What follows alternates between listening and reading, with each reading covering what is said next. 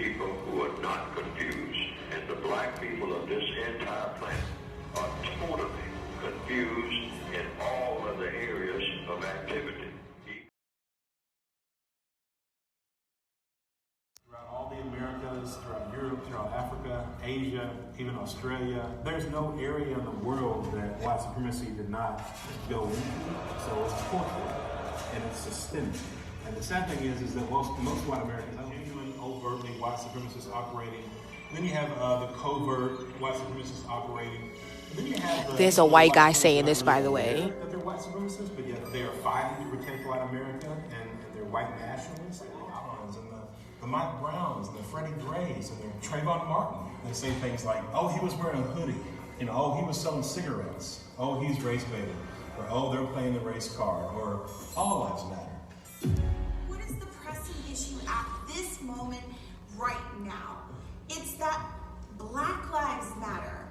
They're not treated equally across the board. We're not saying that all the other communities... Corner stores, they do nothing for our community at all. In the black community, our dollar doesn't even last 24 hours. It doesn't even circulate 24 hours. But you look at the Jewish community, it's about 19 days approximately. You look at the Asian community, it's damn near a month. Say, for example, I got $1. Well, that dollar doesn't disappear just because I spent it. That dollar, it just exchanges hands. The next person gets to use it, the next person, and the next person, etc. So if I give that dollar to Walmart, Kmart, Target, or some white guy, tell the truth. Yeah, just tell the truth. Why would you take slavery out of a textbook to teach it? They absolutely should not take any history out of any book. Good, the bad, or the ugly. You know, they create heroes and savages in the way that they treated people of color. How are our textbooks leaving out these little snippets of history that my people have contributed? So, do we need a Black History Month? No, we need to include citizens of justice. You're relying on a very competitive news media source that has an editor and an agenda and a producer to tell you what just went on. And if it bleeds, it leads. And if they repeat it enough, people will believe. Because they eat his food. Because he left. They lived in the attic or the basement, but still they lived near their master. And they loved their master more than the master loved himself. They would give the house caught on fire. The house Negro would fight harder to put the blaze out than the master would.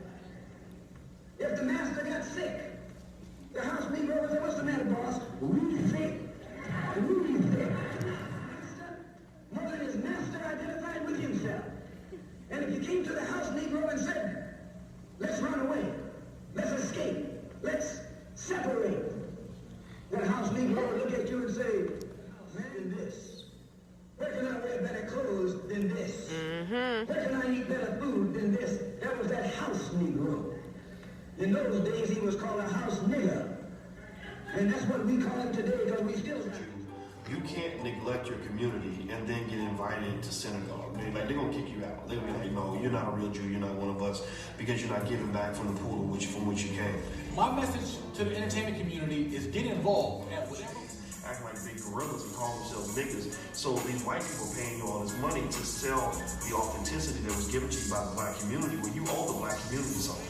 By definition, right, Africans in America are second-class citizens.